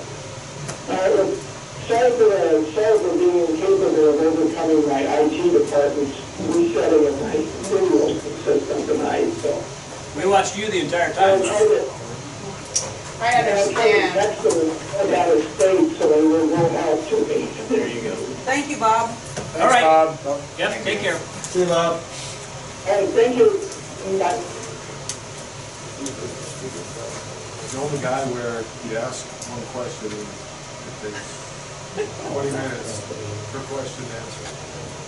Because we've jumped around a little bit, we're gonna go to ordinance 495, that's the second reading of the parking at Sunset Drive. We have people here who live, you guys wanna say anything? I'd like to turn in a petition with more signatures on it than we had on the original. We had, my name is Jim Melanacker, and Fay and Reggie Rohrbeck are also homeowners on Sunset Drive. We turned in a signed petition asking for no street parking on Sunset Drive. We had phone concurrence from several of the owners. Now we have the written signatures, which I've highlighted in yellow there. Is it all the owners? What we have right now is we've contacted every owner of property. Turns out that every owner of property also has a structure or a home, in one case a rental house, but every vacation homes and then full-time residents. There's 18 property owners, the same people we dealt with when we did the original road project. And by the way, we're thrilled to have that road done. Thank you. Looks really nice. We are thrilled with that. All 18 property owners have been contacted, and what we have on right now, the signatures, 17 of the 18 property owners have agreed that this would be a good thing to have no parking on that street. 17 of the 18, all have been contacted. And Dr. Curry, I don't have his signature here, I talked to him twice. He said he couldn't get his signature because he was out of town, whatever. He said he is in agreement with this no parking also. 2 times he's told me that. His cell phone number is here if you need to contact him. So all 18 have been contacted, 17 or 18 have signed this petition. And he's the 18th, is that what you're saying? Yes. No, he's not the 18th. Oh, He's he's one of the 17. oh, No, we have Maybe. 18 owners, 17 have signed this. One's She's a saying- rental property, right? Randy Schulte is the only one that hasn't signed it. okay. So you guys objecting? Or not? No. He just hasn't signed, He okay. has not feeling somewhere in the other. Okay. Okay. Yeah. Thank you. This is our second reading, we typically takes 3 times to take an ordinance. Is there a motion on ordinance 495 to So approve? moved. Go ahead, Dave. Second. Roll call. Mueller, Yes. Volkman, Yes. Reese, Yes. Stankin, Yes. Tom. Yes. I'll make a motion to waive the third reading. I'll second. Oh, go ahead, Vicki. Good. Roll We're call. fighting. Volkman, Yes. Tom, Yes. Stankin, Yes. Mueller, Yes. Reese, Yes. Happy no done. problem. Yep, no parking. We'll have to get some signs. A sign on, if you want to, a sign on either end, right where the 15-mile-an-hour speed limit signs would probably be adequate. We'll see how effective we are. It does have to be published, so it Sure. will publish on the 25th before it's enforcement. 25th, right? We build our houses too close to the road, if they've been there before we became part of the city, sorry about that. So we Thanks for got- coming. Appreciate it. It's the lake area, that's just the way it is. Thank you. Thank you. And aren't you glad you learned all this about the sewer? You know, I actually can go home and talk to our friends and say we know something now. Thank you for all your work on this. We want things to keep going downhill. Yeah, that's right. Right. We got back to the general capital fund. Is that where we're at? Yeah. There's 3. Back to that financial report then. And we were getting clear down to the bottom. Just again on that public works building project. Just know that the funds are there. We have $200,000 which will be set aside for this project, which could be done this year. Now we don't have plans or a contract or anything like that yet, so we'll keep plugging away. Capital funds for general and public works and electric, those are Those are equipment funds, so you can see where we sit on those. And just my last note is that bottom line where it says lost from CD. That was a former sales tax CD, and it showed $20,000 expense. That's the $20,000 worth of sales tax that was committed to the splash pad. So it's $30,000 invested. Next page shows our one fund where we have some issues. Is the street construction fund. Just a couple things. You see one line there is $467,000 in the hole, and then positive $460,000. That top line, $467 in the hole, is accounted for at Farmer State Bank. And Iowa State Bank's $460 to the positive. We have so much. We have a substantial bank balance at Farmer State Bank right now. We don't want to transfer any money. That's why it looked kind of funky. But in that, you can see that it's still $67,000 in the hole. So you took $467,000 from Farmer State Bank? We had written checks and it kept continuing to go on. Yeah. Again, this is all part of that big money market account, so there's plenty of cash there. Just in this one particular line item, it looks like we're in the hole. But that is at Farmer State Bank. So we don't get charged on I say they're big pools of money, but it's just it looks kind of strange in the account. But do we have money market accounts at both banks? This the Iowa State Bank one is a savings account. So the actual money market accounts are all at Farmer State Bank?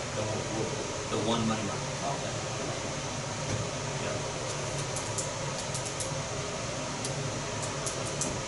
And you see the next three debt funds, sewer, water, and electric. We have to put money in those every month to know that we have funds on hand to pay for the debt annually when that rolls around. And we will continue to do that, of course, with the new sewer payments. And to where right now we transfer about $7,000 every month, and it'll get to where we have to transfer something over $30,000 every month to make that payment for more than $25,000. It'll be much more substantial every month. Electric improvement fund, that's just our rainy day fund for the electric utility. See, it's got the balance of $171,000 in it. That's where we borrowed those funds for the next one down, the TIF project funds. It was originally $300,000 that came from the electric improvement fund. So we repay that to the electric improvement fund from TIF, $100,000 a year. So we've made one payment and two left to go. Then that TIF project fund, you see ISB CD, that's sitting in Iowa State Bank in the CD. But that is, that's the amount that is available for use as far as TIF projects. And so it is available, to be expended in line with any other TIF type of expenses with our urban renewal. Splash pad, that'll zero out here pretty quick. See the balance on that is $3,251. One more expense yet to come out of that is we still are paying some additional stuff on the cameras and getting that connected onto the internet, which the internet's not there. So we've been waiting on that. But we would anticipate there'll be at least $2,000 remaining in that fund. And then we talked about paying that to the foundation. The foundation would hold that in that. So why is Farmville, why are they having to wait for that area to be cleared before they can, why can't they do that? What is their reasoning? Spending money, They just don't want to because they'd rather wait till it's free, open, and so it costs them less than burrowing under? Yeah, and that's, we talked to them again last week about that. And they still would like to, of course, save a little bit of money if they can, but it's getting to where we're gonna have to keep waiting and waiting, and we're open to the idea of getting it done, so. Okay.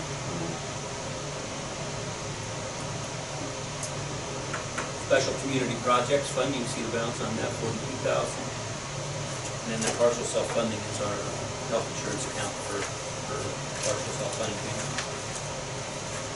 Top of the next page. Just know that we have had a deposit with MISO so that we could be a MISO member. We're not a MISO member anymore.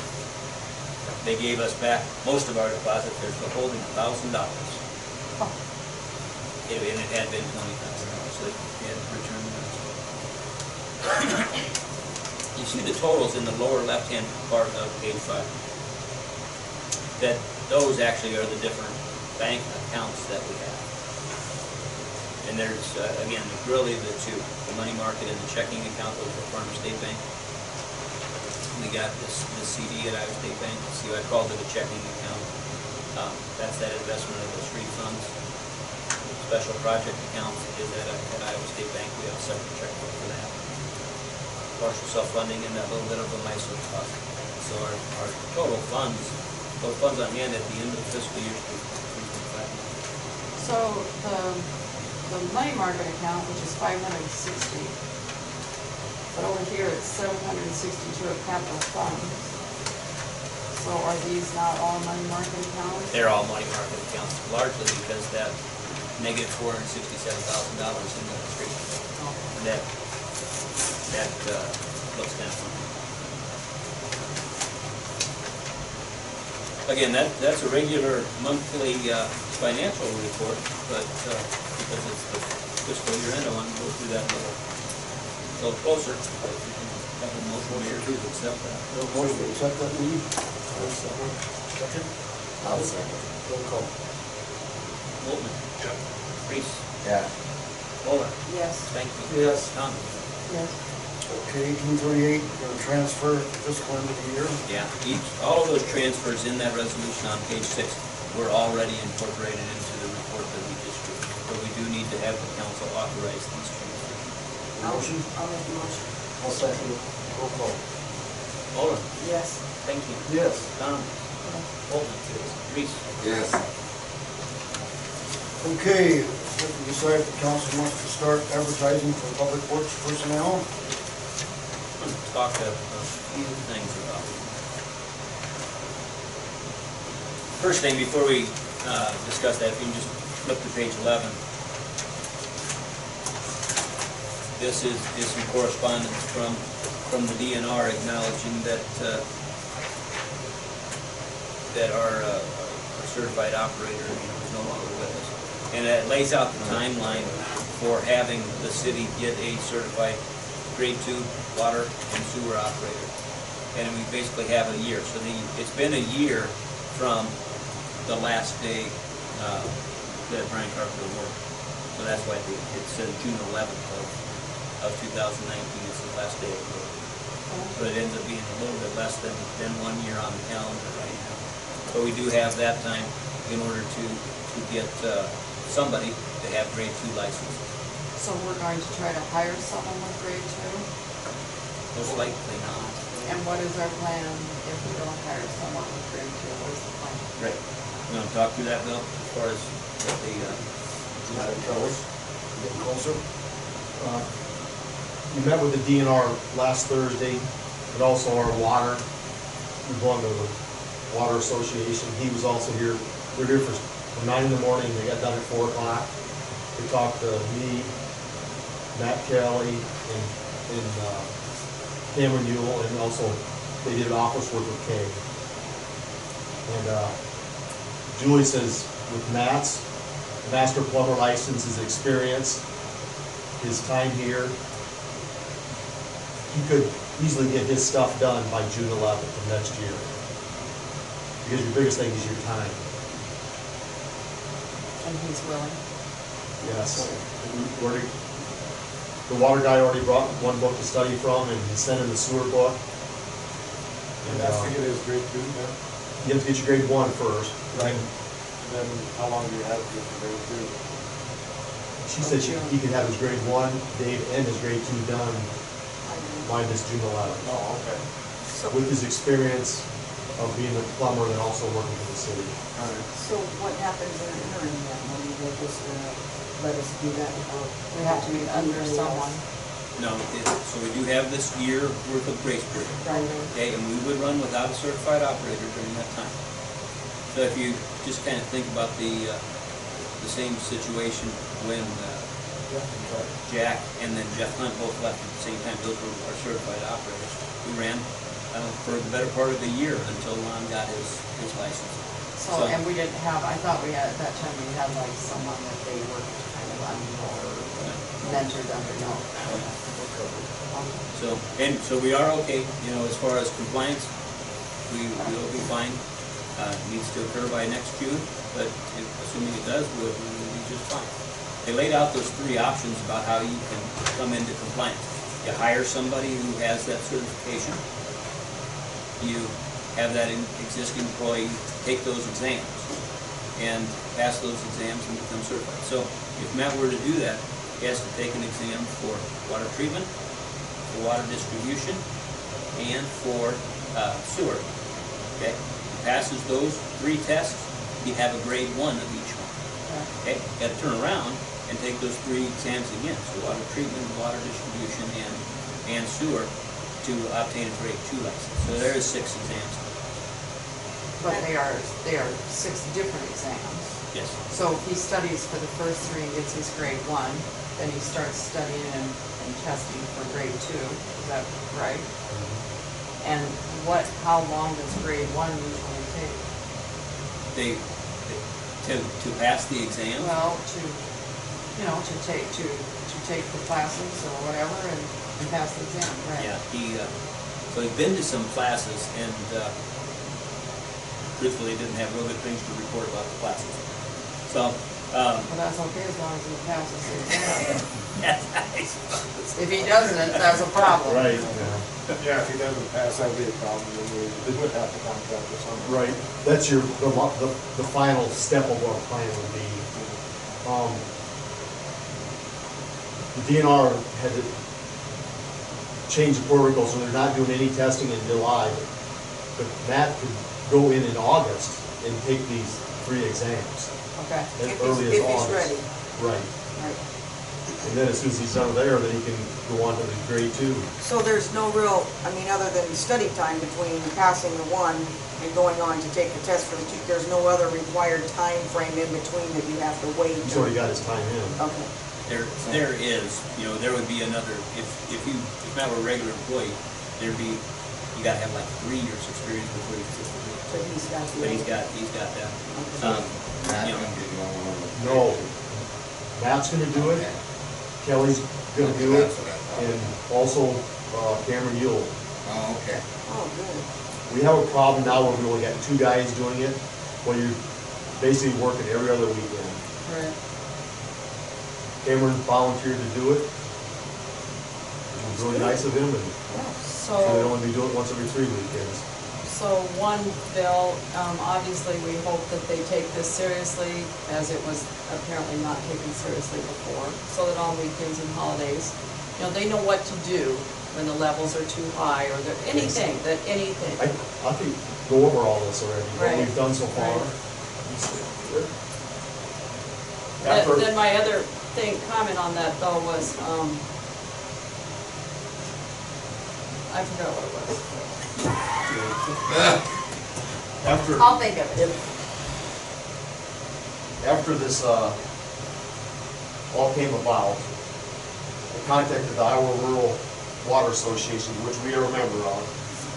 And Dale Berry, he's the water guy. And John Beach is the sewer guy for our association.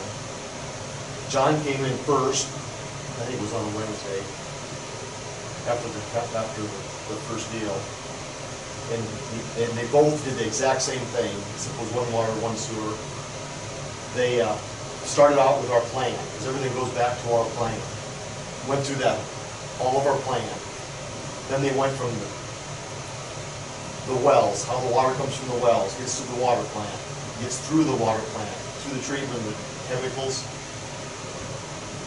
doing the testing, our daily testing, and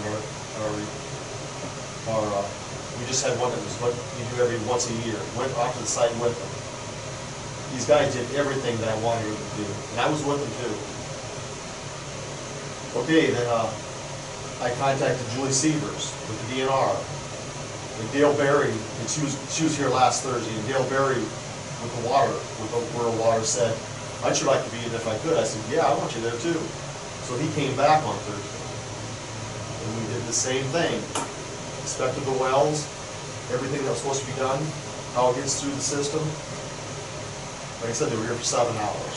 Started with the plan, made sure everything we were doing is right. Yeah, and we appreciate it. Yeah. We all do, I'm sure, because you're doing a good job, Bill. But that was my other thing was, it bothered me a little bit, or I hope to see where we have an SOP, standard operating procedure for every job description, so that every job description has a written job description that you hand that employee, that they have in their possession, and then of course there's one on file. I would like to see us move to that. Is that possible? For job descriptions? Okay. We have job descriptions, okay? Mine's simple, everything. You're the god. Yeah. But I'm saying, like, if you have someone with a operator 2 or whatever that's called, grade 2 water, but there's a specific sheet that tells exactly what that person is responsible for, that job. And the procedures are also. Which we do not have. Yes. But what we would have, say, so for Public Works, we'd have Bill as the utility superintendent, and we have a maintenance employee description, which was the other two. And that's it, that's all that we have. So are you saying that you don't think we need this? What I'm If you- saying? or- No, certainly you can draw a distinction between those. I would tell you, we have not done that. Yeah, I just think that if they have this grade 2 license, it needs to, this is your job description, because this is the license you have. That's what I'm, kind of, the gist of it is what I'm trying to get at. And we can certainly do that. I mean, it's hard to tell an employee, you're differentiate that. responsible for doing this if it's not down in black and white. It's down in black and white, but it's through the state compliance, not through our descriptions. But it is done through the state. As far as the big difference being the operator in charge, that is well defined through the state as far as what they're responsible for. So when you have this officer in charge then, are they handed this piece of paper that they're very clear what their duties and responsibilities are, and can't say, well, that wasn't my job because no one told me that? Okay. I'm just saying, it's on paper. I thought. I'd like to see us move towards that. For Wisconsin, a lot of it's already covered under their operator's license. You'd have to incorporate that with that. Their SOP is Yeah. state. Yep. Yep. It's okay, Operator's as license. long as the employee can't say, Yep. I didn't know that. Yep. And then, it was Saturday. That lightning strike at 1 o'clock, it knocked out the radio at the well number 4 in the water tower. Well, we do our water checking in the morning, and we didn't catch it till the next morning when Kelly was doing his rounds. Well, the water tower was way low, so we had the pumps going, and we made the decision to shut the splash pad off so the water tower would fill faster, to make sure everybody had water. And then when that happened, I turned the splash pad back on. It's unfortunate it was on a weekend. You have to blame God. That's the guy you can't control it. But what I also did is I went to Carroll today and I bought surge protectors, where you plug them into each outlet that the radio plugs into, so that hopefully this doesn't happen again. But I'm telling you, lightning can get through anything. Yeah. But we did add that to all the radios. And time will tell. So the reason it affected the splash pad was just the tower? I think Ruth, I went to talk to Ruth about it. I think she misinterpreted me when I said lightning Yeah, hit the wells and took out the radios. Okay, I think she yeah. took it as it I- took out the splash pad. Yeah, okay. But I know I didn't want to shut it off either, but Yeah.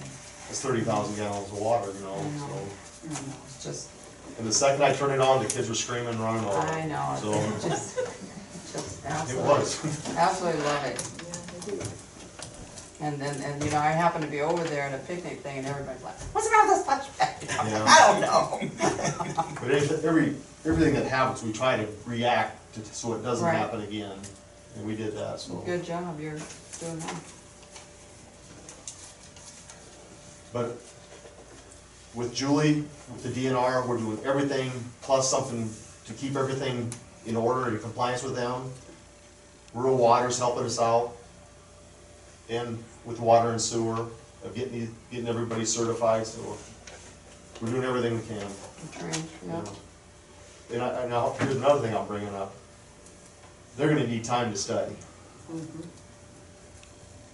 Because, you know, we're basically going from 7:30 to 4:30, and I gotta give them guys time so they can look at them books. Right. So how do you plan on doing that, or what do you need, or? I'd say use your discretion. We're looking at work orders.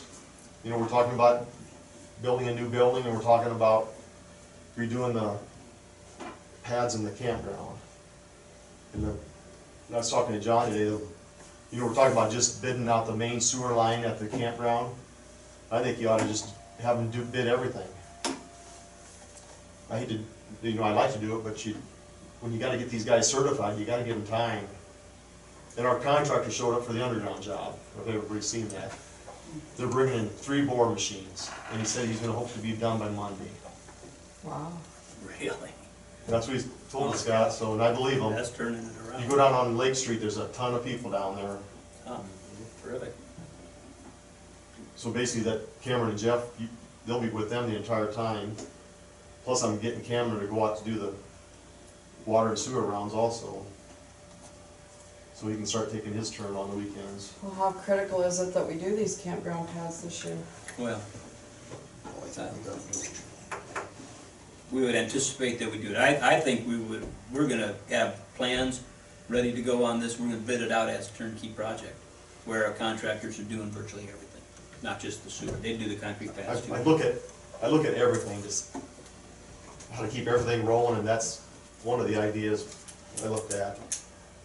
So that should give them enough time for you to free them up and get time to study it. I sure hope so, and we got 3 excellent summer help.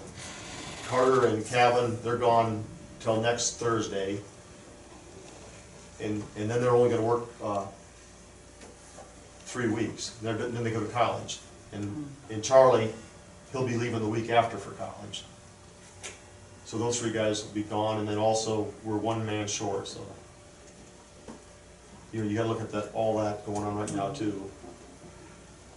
Well, we know we gotta get these guys certified, you just have to use your best judgment. Yeah, I'm 100% for that. Yeah, we want them to study. Yeah. So when are you expecting to go to bid for the campground project, if you do both sewer and pads together? I just talked with Murr Engineering about that last week. The plans are basically done.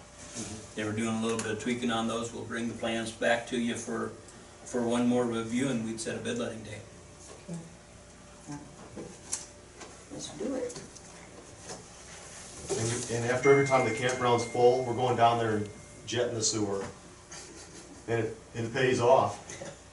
We're finding plugs, flashlights. Yep, people throw a lot of stuff. Wrenches. Oh my God. That's terrible. I don't know how they do it. Sewer cap for my camper falling down in the hole, because it came off. You reach down there and you clear up your No, I shoulder. did not. Dave, we found that elbow, you know, we put that elbow in there. That's when he went and That traded his elbow was in camper. our sewer. Oh, that wasn't my elbow. It wasn't yours, but I mean, somebody's was in there. Yeah. Sure, Dave, sure. So I do want to have the discussion with the council about filling that position. You know, and when is the proper time to fill that position? Now, just know that there is this grievance that's pending, and then the next step in that grievance is straight to arbitration. So, you know, I'm interested in Dave's comments on this too about, is it? Well, it'll be an expedited process because it's in the interest of both parties to get a resolution as to whether or not there was just cause for termination. But the first step has to be selecting an arbitrator, and that's done by lot. They give us 7 names, and then we each take turns striking a name until there was 1 left. Then after that, we have to it's just about like a trial to the court. We'll have to call witnesses, we'll have to have exhibits, and I was just writing down a few that I just heard about now that I'm gonna follow up with you later about getting.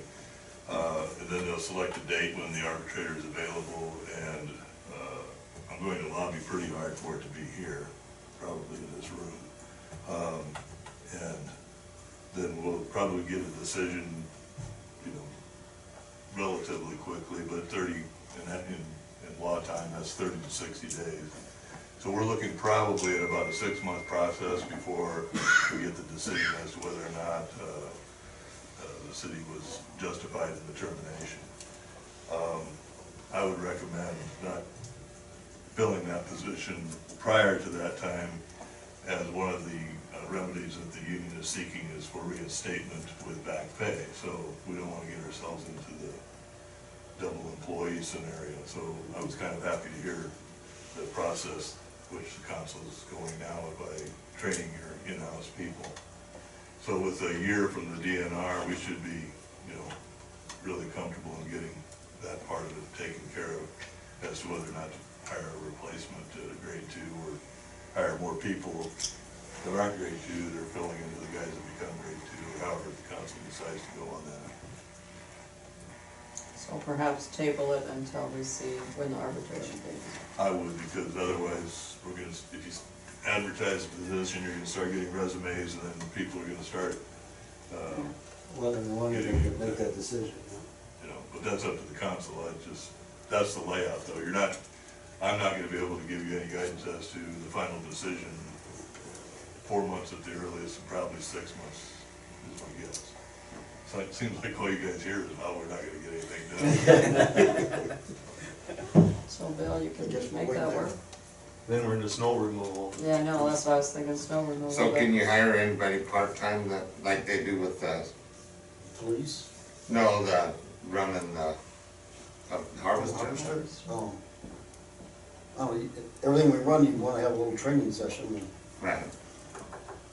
Takes longer to train somebody than to do it yourself. Well, maybe Bill Well, needs to think about it a Yeah, little. the thing about it, I mean, if you use Larry a little more often, Yeah. you know, that. Larry does a good job. Yeah, I'm just saying that's a guy that you got covered Yeah, on the snow removal Yeah. there, so, I mean, that would help a lot. that's my opinion on it, but, you know, Right, and there's some other locals that might. yeah, there might be somebody to step up, so think about it, you know, Yep. see what you got. I always have a little free time. Yeah, there you go. You look good at that maintainer, John. Yeah. Let's see, how many people do we have retired on the council now? I'd be really good at plowing snow, but I could drive a truck, I could drive a truck. Does it either work, cause I, you know, Yeah, we got everything running on, let me know. that'll work. Yeah, I do. Thanks, Bill. Thanks, Bill. I guess we'll do the administrative report. Just a couple things. Just remember that we got Carla Janning coming for a special council meeting, and that'll be Wednesday, July 25th. And that's at 7 o'clock. She's actually coming here on this Wednesday at 10 a.m. in the morning, and I'll sit down with her, and you guys are welcome to come if you You know come a what? little bit more in-depth stuff. I invited a few people, is that all right? Absolutely. Sorry. Yep. Yeah, I did. What's this for? She's Just- housing. Yeah, she's the housing person from Region 12 who can, she will have all that information on the local housing. So this that day. Yeah, Wednesday at 10 o'clock in the morning. Chuck will at 5 o'clock, anybody wants to help put it up? Chocolate tomorrow night, 5 o'clock. 5 o'clock, Wednesday night, right? Wednesday. Wednesday, yeah. What date did we decide? Wednesday at 5 p.m. Yeah. Is it Wednesday? Yeah. The other is Thursday morning, Yeah, isn't it? the big one's Thursday one, Sunday. I thought it was tomorrow. Wednesday night, No, 'cause was it Thursday night? Thursday afterwards. When's You the also next bring one? it up. It's already at our house. Can you do that? Wednesday night, Chuck, Whatever Bring it up. you can do. We'll bring it up. It's in our driveway already, so. meet down there. If, At the city shed, you got loaded up on the We're train. gonna meet them up there, or? I won't be there on Wednesday. We got Board of Adjustment at 5:30 that just night. let me know, or We'll get it put up. Just a couple things on on that street project we talked about last time, and we sent that out to bid. We had that cost estimate from that one contractor. We did send it out to bid, and I hate to do that sometimes when it's likely going to end up increasing that bid a little bit, but we did because we included a bond in the bid this time. So it has bonds and it has a 2-year maintenance bond on the project. So we saw that price at $102,000 or whatever it was. Just expect it to be a few $1,000s more than what we had seen. Rudd's contract expires on, well, technically, yeah, it expires on the 1st of November, unless either party gives notice. So, We don't have any options. I mean, if you want it out, we would need to give notice, but I just say, I want you to be aware of that. If for some reason you want it out, I wouldn't recommend it. You do a good job for us. What, is this, did we give them a 2-year? It's a 2-year deal, and this is the end of the second year. But we also, didn't we raise his fees During during? 2 years ago, yeah. Yeah, but we did before that, Oh, after several that. times, yeah. Yeah. I've had 7 contract amendments since Yeah, I've been around here, so.